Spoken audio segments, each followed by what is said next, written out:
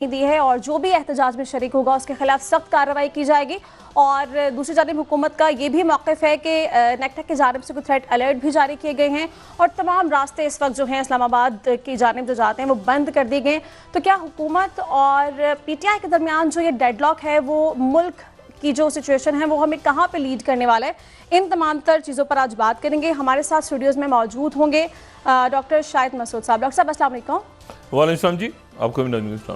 Doctor साहब, जो अभी सूरत हाल मुल्क में बन चुकी है, एक जानिब हुकूमत ये कहती है कि किसी सूरत इजाज़त नहीं देंगे, तजावीज़ हुकूमत ने पेश की लेकिन PTI ने मुस्तरद कर दिया है। तो आपको क्या लगता है कि सिचुएशन हमें कहाँ पे लीड कर रही है अभी? देखिए, इस्लामाबाद तो टोटल, बल्कि इस्लामाबाद नहीं, मेरे ख्याल है पूरे पाकिस्तान में बहुत से इलाके, खैबर पख्तूनख्वा से तो इतलात यहाँ पे ज़्यादा नहीं आ रही,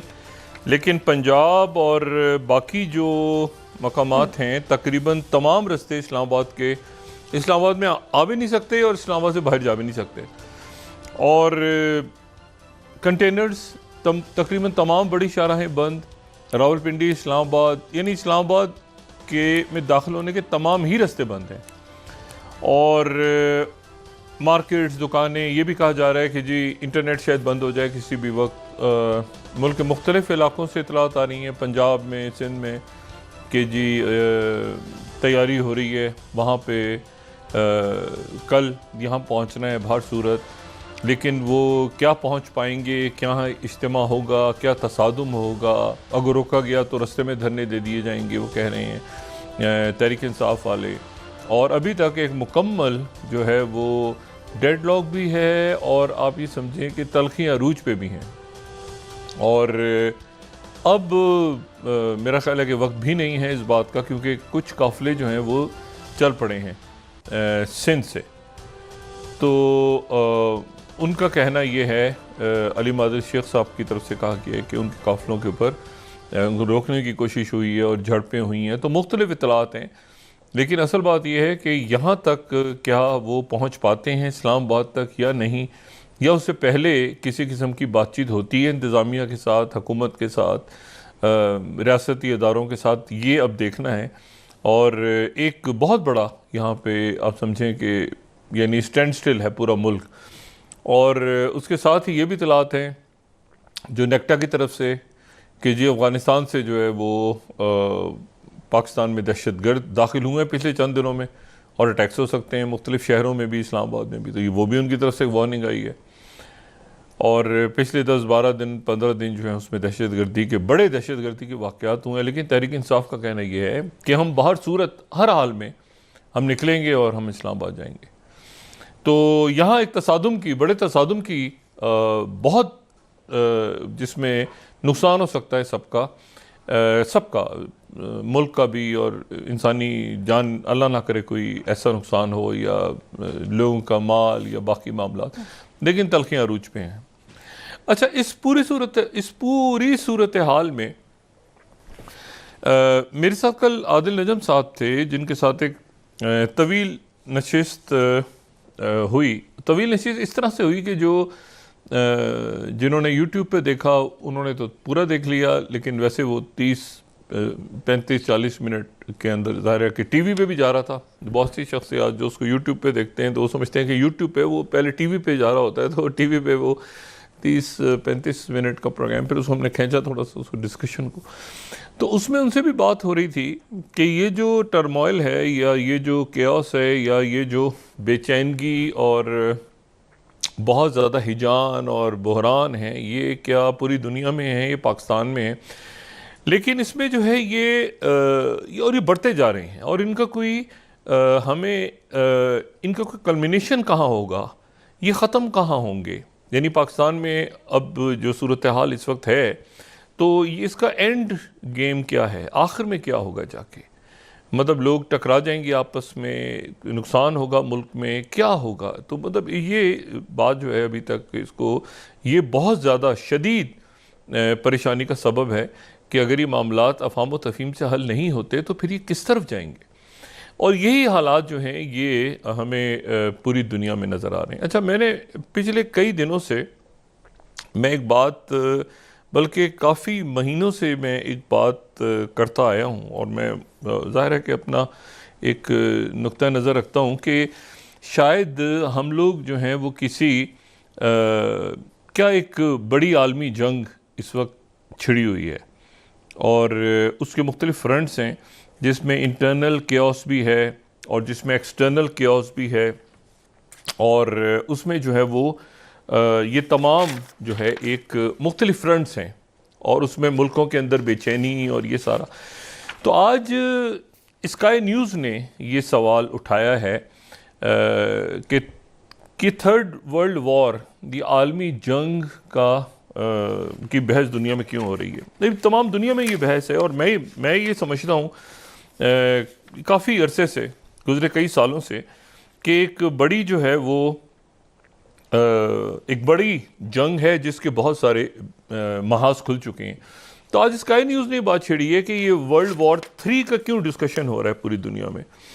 और उसके साथ ही जो ग्लोबल टाइम्स ने कुछ अर्सा पहले का है, ये अगर 15 स्लाइड हम दिखाएं तो ग्लोबल टाइम्स ने चाइना से ये बात की थी कि इज़ वर्ल्ड वॉर 3 इनएविटेबल, क्या हम बिल्कुल पहुंच चुके हैं उस जगह तक जहां वर्ल्ड वॉर 3 हो। और फॉक्स न्यूज़ ये कह रहा है कि ट्रंप अलाइज, 17वीं स्लाइड अगर हम देखें कि ट्रंप के जो इत्तेहादी हैं वो बाइडन को वार्न कर रहे हैं कि वर्ल्ड वॉर 3 की तरफ आप चले जाएंगे अगर आपने यूक्रेन को इजाज़त दे दी लॉन्ग रेंज मिसाइल्स की, जो कि इजाज़त दे दी, उसके बाद इजाज़त दे दी बाइडन ने। और ABC न्यूज़ ये कह रहा है कि क्रेमलिन ने वार्न किया अमेरिका को कि वर्ल्ड वॉर 3, 16 स्लाइड, ये तीसरी आलमी जंग होगी अगर वेपन्स जो हैं वो अमेरिका के वेपन्स, तैयार करदा वेपन्स रशिया में आके गिरे और वो गिर चुके हैं। अच्छा, अब ये जो बात है सारी, ये एक वॉशिंगटन पोस्ट ने ये बात की कि स्टॉपिंग पुतिन इन यूक्रेन, अगर यूक्रेन में रोका गया तो रोक दिया गया यूक्रेन में तो जो है वो तीसरी आलमी जंग की तरफ बढ़ता हुआ रास्ता शायद रुक सके, जो कि नहीं रोका जा सका पुतिन को। तो ये सारी जो बात हो रही है, मतलब मैं जो एक बात कह रहा हूँ कि काफ़ी अरसे से कि ये शायद ही वही दौर है जिस वक्त हम यहाँ हिंदुस्तान में या जो पाकिस्तान में अब है वहाँ पर हम यहाँ बैठ के उस वक्त ये सोचते होंगे कि अच्छा यार कोई बड़ी जंग छिड़ गई है। और ये बात भी हम जहन में रखें कि जब यहाँ पे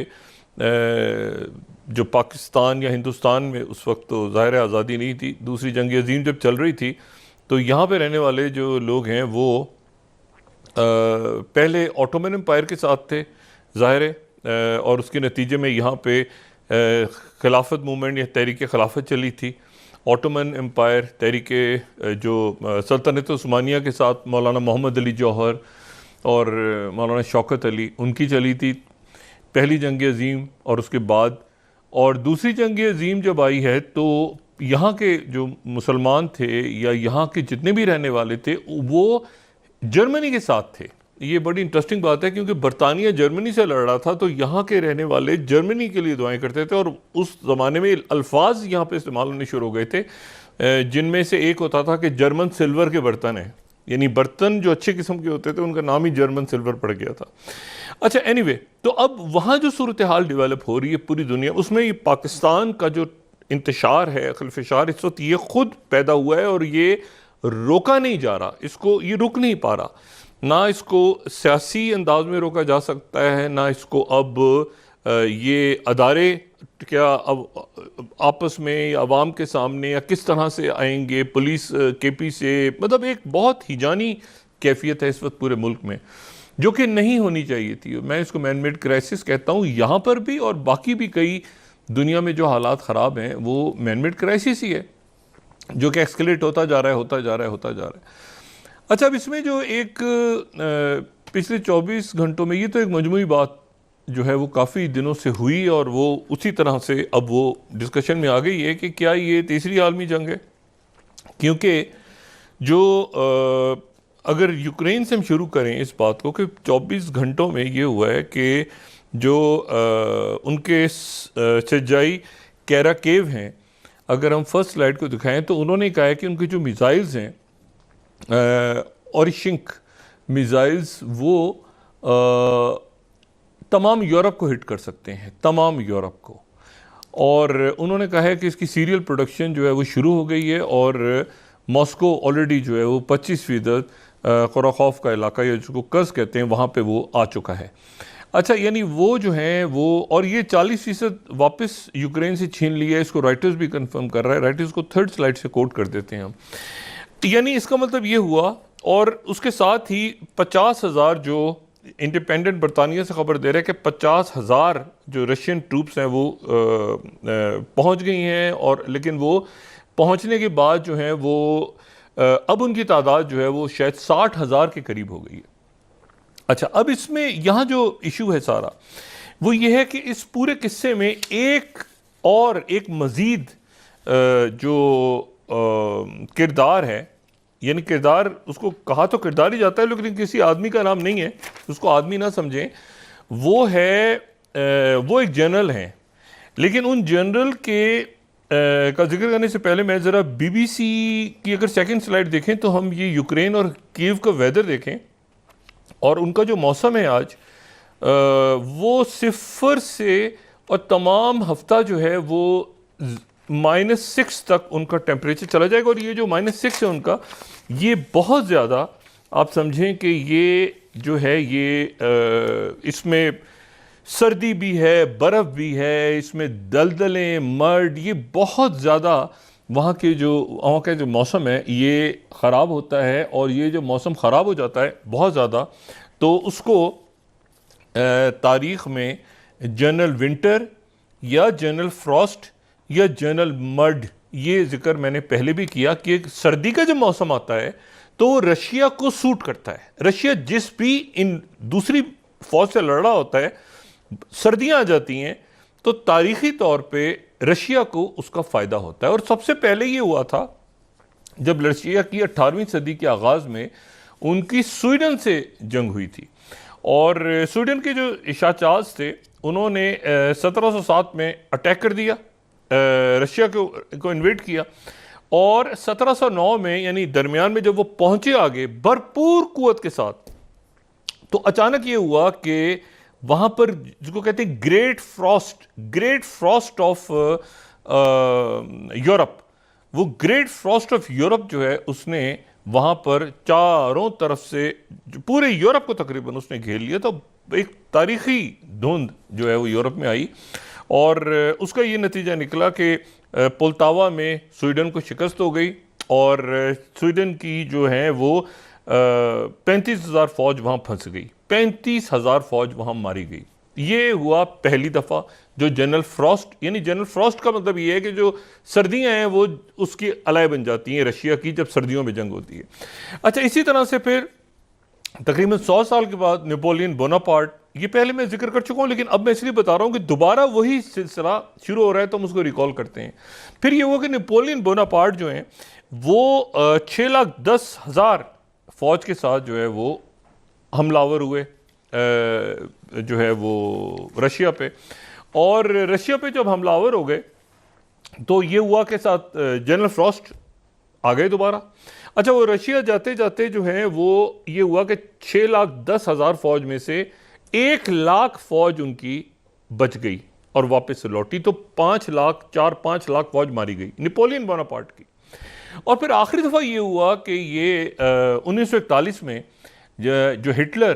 की फौज, जर्मन्स ने जब अपना ईस्टर्न फ्रंट खोला तो हिटलर जर्मनी की जो शिकस्त की सबसे बड़ी वजूहात हैं, बड़ी वजूहात उनमें से एक ये थी कि उसने सोवियत यूनियन के साथ जो है वो जंग छेड़ दी। और ये हुआ कि उस वक्त भी ऑपरेशन बारबाडोस जिसको कहते हैं, तो उस वक्त ये हुआ कि वो मॉस्को से जाने से पहले जर्मन्स ने यूक्रेन पे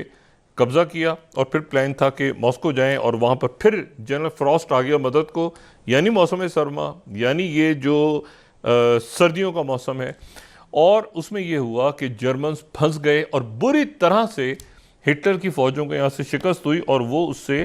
जो है वो बच नहीं सके। और फिर इसी दौरान ज़ाहिर है बाकी कुव्वतें भी आ गई, अलाइज भी आ गए। तो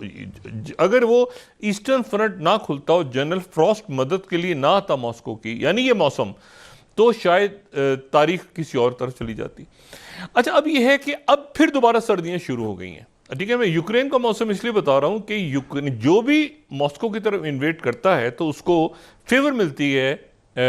सर्दियों से। कई कई हमने देखी जंगें ऐसी, आपको शायद याद हो लोगों को कि यहाँ पर भी जब अफ़गानिस्तान में तालिबान की अमेरिका से जंग हो रही थी तो सर्दियाँ आती थी तो जंग रुक जाती थी, और फिर ये होता था कि स्प्रिंग ऑफेंसिव का नाम आता था कि जी मौसम में बहार होगी तो स्प्रिंग ऑफेंसिव, तालिबान भरपूर हमला करेंगे, लेकिन सर्दियों में उन्होंने जंग रोक दी है। तो यहाँ वहाँ पर यह है कि वहाँ पर भी सर्दियों में जंग जब होती है तो उसका यूक्रेन कोशिश करेगा रोकने की, लेकिन रशिया उसमें जो है वो यूक्रेन को, जैसे रशिया ने इससे पहले जर्मन्स को या फ्रेंच को या स्वीडिश फौजों पे अटैक्स किए, तो रशिया इसमें अटैक्स अपने बढ़ाएगा। अब यहाँ सूरत हाल ये है कि अब एक टर्मोइल खड़ा हो गया, और ये टर्मोइल जो है जिसमें ये वर्ल्ड वॉर का जिक्र आ रहा है, इसमें एक इंटरेस्टिंग अपॉइंटमेंट आज जो है वो प्रेसिडेंट ट्रंप ने अपनी टीम में की है, और वो की है सेक्रेटरी ख़जाना की, और वो स्कॉट बेसेंट। अच्छा, स्कॉट बेसेंट को उन्होंने ट्रेजरी सेक्रेटरी या सेक्रेटरी ख़जाना कह लें या जो भी, उन्होंने मालियाती अमूर का उनको निगरान बना दिया है। ये बिलियनियर हैं, और ये जो है ये वॉल स्ट्रीट जर्नल पे ये बहुत पॉपुलर हैं, इनको बहुत लोग जानते हैं, पसंद करते हैं, बिलियनर हैं, बहुत पैसा है इनके पास, तो ये सारा जो स्टॉक्स में और बाकी जगहों पे इन्वेस्टमेंट्स, और ये वो बड़े अमीर कबीर आदमी है। लेकिन एक प्रॉब्लम यहाँ पे है, और प्रॉब्लम जो है वो ये है कि ये एक मशहूर ज़माना अमेरिकन हंगेरियन बॉर्न अमेरिकन है, और वो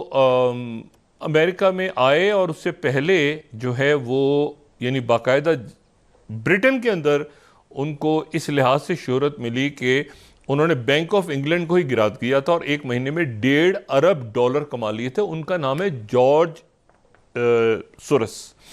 अब जॉर्ज सोरस जो हैं उनको कई लोग डीप स्टेट कहते हैं, कई लोग उनको मुख्तलिफ नामों से याद करते हैं। उनकी जो ओपन सोसाइटी है उसको उन्होंने $42 बिलियन दिए थे कुछ अर्से पहले, और उनका बेटा एलेक्स जो है, एलेक्स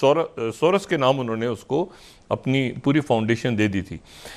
अब ये जो साहब जिनको पूरे खजाने का इंचार्ज बनाया है, ये जॉर्ज सोरस के वो दोस्त हैं जिन्होंने, जब ये ब्लैक वेडनेसडे हुआ था जिसमें पूरा बैंक ऑफ इंग्लैंड क्रैश कर गया था 90 की दिहाई में, उसमें जो सबसे अहम रोल था वो इनका था, जो कि अब अमेरिका के ट्रेजरी सेक्रेटरी हैं। यानी जॉर्ज सोरस जो हैं, जिनके बारे में ये अंदाज़ा लोग कहते हैं कि वो डीप स्टेट और मुख्तलिफ ज़ाहिर है उनको नामों से पुकारते हैं, वो पावरफुल पर्सनैलिटी हैं, वो डेमोक्रेट्स की तरफ थे। और जो इलॉन मस्क हैं वो जॉर्ज सोरस का बेटा जो है एलेक्स सोरस के, जो कि अब इंचार्ज है इस पूरी एम्पायर का, जॉर्ज सोरस की। इलॉन मस्क की उसके साथ नहीं बनती, और लेकिन इलॉन मस्क जो है अब हुकूमत चलाने के लिए एलेक्स से रब्ता करेगा, और एलेक्स के साथ जो है वो मिलके ये आगे जो भी डिपार्टमेंट्स हैं या जो भी आगे हुकूमत को कैसे चलाना है, क्या नहीं करना, कैसे करना है।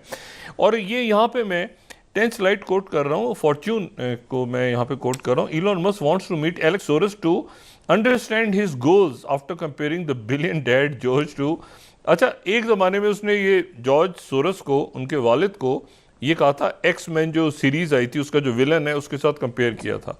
लेकिन अब और ये भी कहा था इलॉन मस्क ने, अगर मैं 11 स्लाइड दिखाऊँ, उसने कहा था जॉर्ज सोरस हेट्स ह्यूमैनिटी, और उसके बाद जो वहाँ पे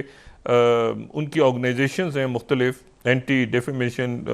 के हवाले से, उन्होंने कहा था कि मस्क के जो टैक्स हैं ये बड़े एक्सट्रीमिस्ट को इन्वॉल्व करेंगे वगैरह वगैरह। लेकिन इशू ये है कि अब जॉर्ज सोरस जो हैं, वो जॉर्ज सोरस का जो अपॉइंटी है वो जो है वो बंदा इस नई टीम में आ गया है, जो बड़ी एक हैरानकुन बात है। टेलीग्राफ ने इसको इस तरह से मेंशन किया है कि स्कॉट बेसेट जो हैं, ये 6 स्लाइड हम दिखाएं, Trump's new treasury pick who made fortune helping George Soros bet against pound. ये जो मैंने बात की थी ना कि वो क्रैश हो गया था पाउंड, ये मैं पूरा किस्सा अपने प्रोग्राम में पहले भी डिस्कस कर चुका हूं जॉर्ज सोरस के हवाले से।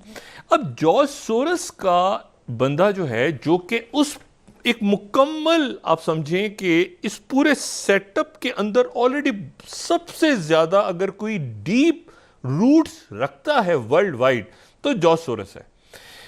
जॉर्ज सोरस के 37 मुल्कों में इसकी ये बाकायदा ओपन सोसाइटी के ऑफिसेज हैं। ये जो है ये मेरा ख्याल है कि 35 साल हो गए ये प्रॉपर ओपन फाउंडेशन जो है इनको काम करते हुए, जो कभी इनके बेटे के नाम है। और ये जो है ये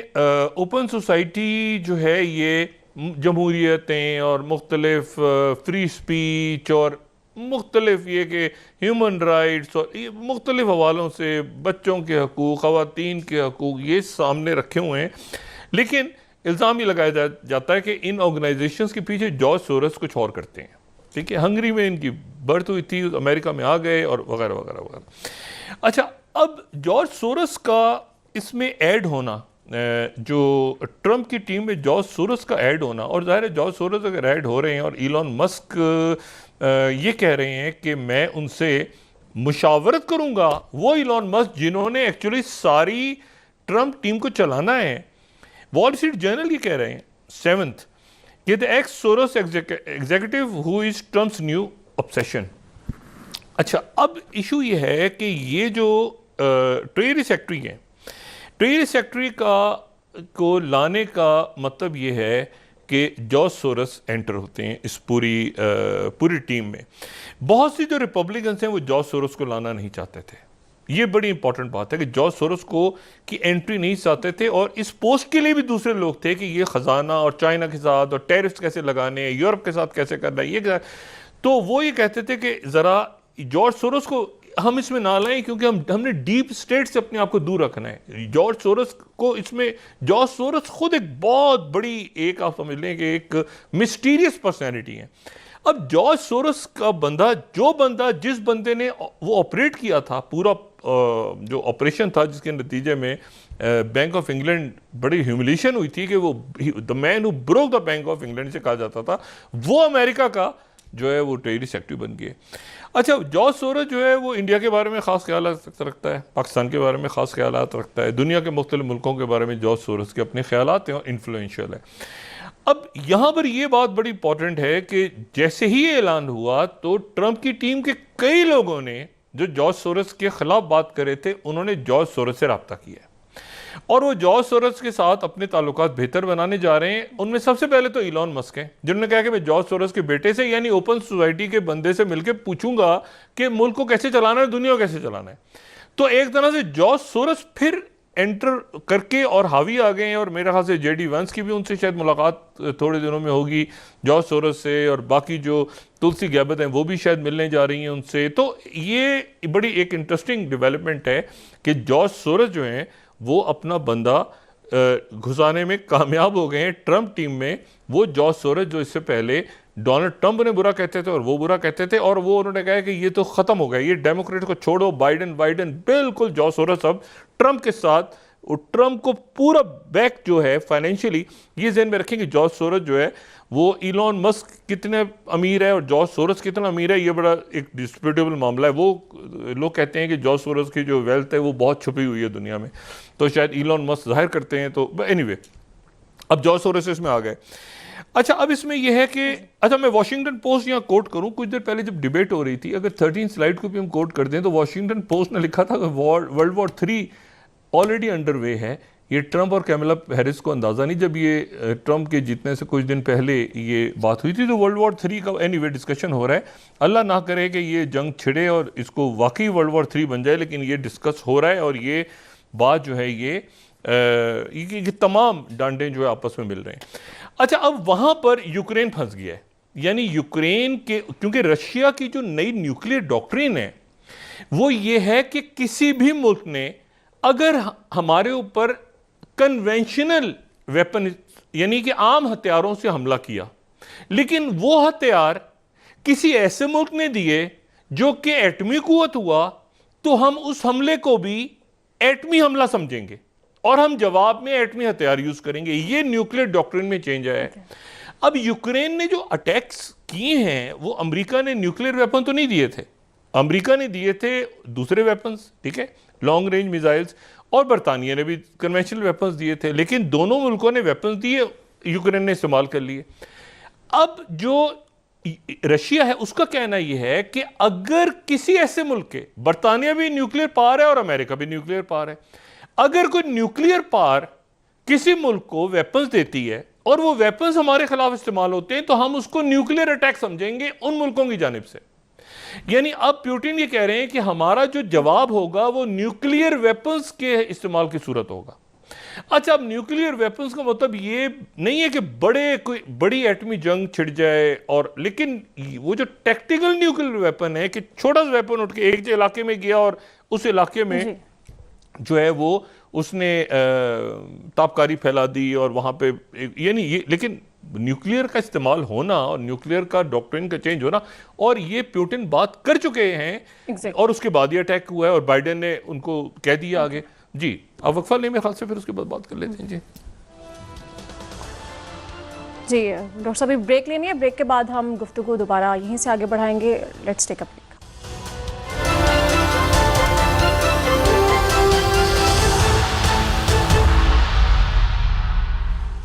वेलकम बैक। नाज़रीन, गुफ्तगू का सिलसिला एक बार फिर आगे बढ़ाते हैं। डॉक्टर साहब, एक तो आप अपनी बात मुकम्मल कीजिएगा, दूसरा इस पर भी हमें बात करनी है कि IMF के जो सख्त शराइत हैं उसके नतीजे में जो पब्लिक सेक्टर डेवलपमेंट प्रोग्राम है वो तकरीबन रुकने के करीब आ चुका है, तो क्या लगता है आपको इसके भी क्या असरात मरतब हो सकते हैं? हर चीज़ रुकी हुई है जी, हर चीज़ रुकी हुई है, और ख़ास तौर पर ये जो मईशत के हवाले से ये तमाम सियासी अदम इस्तेकाम जो है मुल्क में, जो कि 2-3 क्राइसिस एक साथ हैं, पॉली क्राइसिस है, इसमें एक पॉलिटिकल क्राइसिस है, डेडलॉक है मुकम्मल तौर पे, एक डिसफंक्शनल हो गया है, बहुत सा सिस्टम जो है वो डिसफंक्शनल है, वो काम नहीं कर पा रहा अपना, और उसके साथ ही जो है वो जाहिर है कि जब कारोबार नहीं चलेगा, जब टैक्स नहीं जमा होंगे, जब दुकानें नहीं खुलेंगी, जब लोग बाज़ारों को अपना कोई काम धंधा नहीं करेंगे,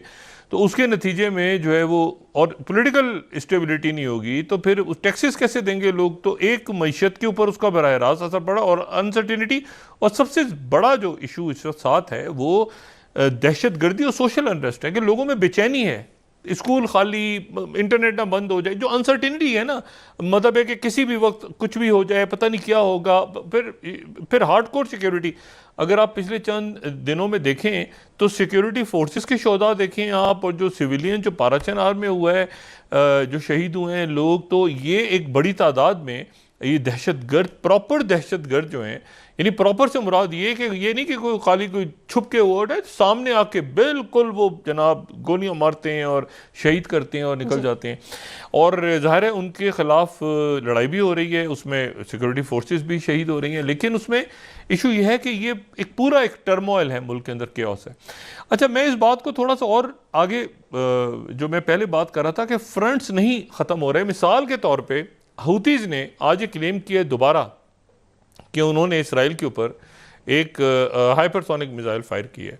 अच्छा, अब्दुल मालिक हूती जो हैं वो, उनकी तरफ से ये क्लेम हुआ है इसराइल के अंदर, जो वहाँ पे ज़राए वो कह रहे हैं कि वो किसी जगह उसकी डेब्री गिरी है जाके, और वो फिर वो डोम्स वगैरह सारे उनके नाकाम हो गए। हूती जो है वो एक बड़ी पावर बन के इमर्ज हो रहे हैं सामने। यानी इस मरहले पे जब लेबनान जो है वो मुझे नहीं पता कि माउस ह्यूस्टन इसराइल में या क्या वहाँ पर लेबनान इंडिपेंडेंट ऑफ हिजबुल्लाह, तमाम तर वहाँ पर जो बैरूत पे बहुत बमबारी हुई है, आज बहुत बॉम्बिंग हुई है बैरूत पे भी और गज़ा पे भी, दोबारा बहुत शहीद हुए हैं लोग। अब ये बात मैं पहले भी कह रहा था कि ये फैल के लेबनान तो चला गया है, लेकिन जो नया उनके नए जो यहाँ पे मंदूब आ रहे हैं, जिनका कल जिक्र हुआ था इस नशिश में, कि जो कहते हैं कि जी फ़लस्तीन का तो इलाका है ही नहीं, ये तो सारा वो इलाका है जो कि इसराइल का इलाका है, तो अगर फ़लस्तीन का इलाका ये नहीं है तो फिर उसका मतलब ये हुआ कि सबसे ज़्यादा जो प्रेशर आएगा, फौरी प्रेशर, वो जॉर्डन पे आएगा, क्योंकि दरियाए उर्दन के एक तरफ का जो किनारा है वो मगरबी किनारा कहलाता है, और जो मशरक़ी किनारा है वो तो जॉर्डन है, ठीक है ना, मशरक़ी किनारा जॉर्डन है, एक दरिया है, दरियाए उर्दन, उसका मगरबी किनारा जो है वो मगरबी वेस्ट बैंक कहलाता है, जहाँ पे फ़लस्तीनी आबाद हैं, और उसका जो मशरक़ी किनारा है वो उर्दन है। तो अगर ये जो तमाम का तमाम अगर वो मानते ही नहीं है कि ये फ़लस्तीनी इलाके हैं सारे और ये इसराइल का हिस्सा, यानी इसका मतलब है कि ग्रेटर इसराइल का प्लान है। अब ग्रेटर इसराइल का अगर प्लान है तो फिर तो उसमें सऊदी अरेबिया से लेके और जॉर्डन से लेके और उसमें जो है वो सीरिया और बाकी मुल्क, बेशुमार मुल्कों का जिक्र आता है। तो फिर ये आगे की क्या प्लानिंग है ये भी बिल्कुल वाज़ेह नहीं है। लेकिन जो असल यहाँ पे एक और इशू उससे बिल्कुल हटके, उस जगह से हटके, वो हूतीस का है। सबसे ज़्यादा अगर हूतीस के पास जो टेक्नोलॉजी है और हूतीस के पास देखे ना, इतने सारे तो जहाज़ उन्होंने डुबो दिए। हूतीस का जो फुटप्रिंट है वो बाब मंदलब तक, ठीक है ना, वो जो एक बीच में एक तरफ यमन और उसकी स्ट्रेटेजिक लोकेशन आप देखें, एक तरफ यमन है, सऊदी अरेबिया है और इस तरफ जबूती है, जहाँ बेशुमार मुल्कों की जो है वो बेसिस मौजूद हैं। चाइना भी वहाँ मौजूद है, अमेरिका भी मौजूद है, फ्रांस भी मौजूद है, वहाँ बहुत सारे मुल्क जबूती पे वो पहले ही बैठे हुए थे। और इस तरफ जबूती के अब जितने मुल्क वहाँ बैठे हैं, मुझे ये बताएं, जितने यानी इतनी बेसिस हैं वहाँ पे। अगर हम जबूती में देखें, जबूती क्या, उससे ऊपर हम कोई एरिटेरिया में बेस ले रहा है, कोई नीचे सोमाली लैंड में बेस ढूंढ रहा है, कोई ये पूरा जो इसका जो यानी एक तो पूरा अफ्रीका, लेकिन स्पेसिफिकली जो हॉर्न ऑफ अफ्रीका है वहाँ तो बेसिस हैं।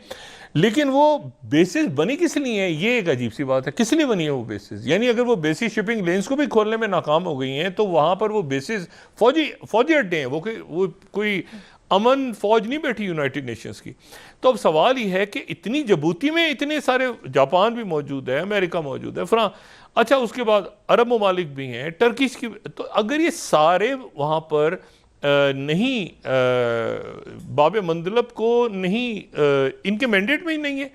अच्छा, मैंडेट में इसलिए नहीं है क्योंकि इनमें से कोई भी अगर हुती से लड़ेगा तो वो प्रॉपरली, फिर इसका मतलब है कि गज़ा के अंदर जो जंग है और इसराइल के जो मामला चल रहे हैं फ़लस्तीन के साथ, उसमें इन्वॉल्व हो जाएगा, तो वो हुतीस को नहीं टच करे। लेकिन आप ये देखें ना कि वो पूरा एक अलायंस बना, बहुत सारी, अमेरिका ने कहा कि उसमें 21-22 मुल्क होंगे, वो अलायंस बना, इस्लामी फ़ौजें नहीं थी, अमेरिका ने बनाया था, हुतीस के अगेंस्ट उसमें कोई मुल्क नहीं गया। तो हुतीस का मुकम्मल कंट्रोल है, शिपिंग लेन्स बंद हैं, उसी तरह से वहाँ पे उन्होंने कहा हुआ है कि जी यहाँ से कोई जहाज़ ना गुजरे। और उनका कैसे, अब अगर यमन पे स्ट्राइक्स हुई हैं इतनी सारी, और ये हुआ कि यमन का सारा असला ख़त्म हो गया, ये भी ऐलान किया अमेरिका ने, लेकिन वो असला तो मौजूद है, अगर वो अभी भी स्ट्राइक्स कर रहे हैं तो इस यमन को कैसे संभालना है। और दूसरी बात, इस दौरान एक बात जो है वो उस पर बहुत ज़्यादा जोर दिया जा रहा है। दो बात, एक बात तो ये है कि ईरान और अरब ममालिक के ताल्लुकात ख़राब ना हों, और चाइना उसमें अपना रोल प्ले कर रहा है और रशिया भी कर रहा है, कि ट्रंप 2.0 के आने से पहले जो है वो ये मुल्कों के आपस में लड़ाई ना हो जाए, क्योंकि एक सिविल वॉर की कोशिश हो रही थी, अब नहीं है, अब उसमें काफ़ी हद तक कमी आ गई है। वो लेबनान में 12 आपस में शिया सुन्नी और जो वहाँ पे क्रिश्चियंस हैं उनके दरमियान एक लड़ाई की कोशिश हो रही थी, लेकिन अब वो उसके इम्कानात कम हैं, और अल्लाह करे ऐसा कहीं भी ना हो दुनिया में, और ख़ुद यहाँ पे ख़ित्ता सारा ठीक हो जाए। लेकिन मैं सिर्फ ये बात कह रहा हूँ कि हुतीस को, चूँकि एक अमेरिका को इस बात का इदराक है कि हुतीस को मदद आ रही है रशिया और चाइना की, और उनके जो फ्लैग्स लगे होते हैं वो वहाँ से क्रॉस करके चले जाते हैं उनके जो शिप्स हैं। तो अब सब, अच्छा एक तो ये इशू हो गया। दूसरा इशू जो मैंने कल बात की थी, और वो दोबारा आज भी मुख्तलिफ, आप अगर चैनल्स देखें जो अमेरिका के चैनल्स हैं या वेस्टर्न चैनल, तो वहाँ ये बात डिस्कस हो रही है कि चाइना के साथ एक इंडिया और चाइना के ताल्लुकात बहुत बेहतर हुए पिछले दिनों में। बहुत बेहतर से मुराद ये कि 2020 से जो टेंशन थी, तो ये शख्सियत जो बैठेंगी आके, तो ये वहाँ पर क्या बात करेंगी, इंडो पैसिफिक, देखें प्रो इंडिया भी हैं और चाइना हॉक्स भी हैं, तो क्या करेंगे। ये कल भी मैंने डिस्कस की थी बात, मैं इसको आने वाले दिनों में इस पर मज़ीद बात करेंगे कि वेस्ट का जो मगरबी मुल्कों का जो प्रेशर आएगा, देखें यूरोप का प्रेशर आएगा, ये प्रेशर इकट्ठा कैसे होगा। यूरोप का प्रेशर आएगा प्यूटिन के हवाले से। अगर प्यूटिन वहाँ पे अटैक्स अपने बढ़ाते हैं, और शायद वो ना बढ़ाएं, क्योंकि बहुत से मुल्कों के साथ, बहुत से मुल्कों ने अपना मामला ठीक करना शुरू कर दिया है, उनको अंदाज़ा है 2.0 ट्रंप के आने से पहले और नेटो का क्या फ्यूचर है। तो जैसे जर्मन चांसलर की बात हुई, जैसे मैक्रोन थोड़ा सा पहले, तो वो जाहिर है कि प्यूटिन से उनके अच्छे ताल्लुकात हैं, हो सकता है दोबारा वो रिवाइव करें, उन्होंने तो नेटो को ब्रेन डेड कह दिया था ट्रंप दौर में। तो हो सकता है यूरोप के कई मुल्क अपने ताल्लुकात बेहतर करने की कोशिश करें, जैसे कि हंगरी ने ताल्लुकात बेहतर करने की कोशिश किए थे। फिर ये जो नेतन्याहू के वारंट निकले हुए हैं उस पर नीदरलैंड ने कहा है गिरफ्तार कर लेंगे, जर्मनी ने कहा है कि हम गिरफ्तार नहीं करेंगे। जर्मनी और इसराइल का एक पुराना रिश्ता है, दूसरी जंग अजीम के हवाले से वहाँ जो कुछ हुआ था उन्होंने कहा नहीं करेंगे, कुछ मुल्क कर लेंगे, कुछ कहे तो वो एक टर्मोइल है सारा। लेकिन इशू ये है इसमें कि ये जो दिन हैं आने वाले दिन, इसमें हर मुल्क अपने अंदरूनी इंतशार खलफिशार को ठीक कर रहा है। जहाँ पर ये इलेक्शंस में भी गड़बड़ हुई, मिसाल के तौर पे जर्मनी में या फ्रांस में या बाकी मुल्कों में, तो उन्होंने फिर संभाल लिया अपने वो क्राइसिस को, अंदरूनी क्राइसिस को संभाल रहे हैं कि इंतशार ना फैले मुल्क में मतलब दहशत गर्दी ना शुरू हो जाए, इंतशार ना फैले, बॉर्डर्स कंट्रोल हो, सोशल अनरेस्ट कम हो। लेकिन पाकिस्तान में बदकिस्मती इतने हालात ख़राब हैं पूरे खित्ते पूरी दुनिया के। पाकिस्तान में जो है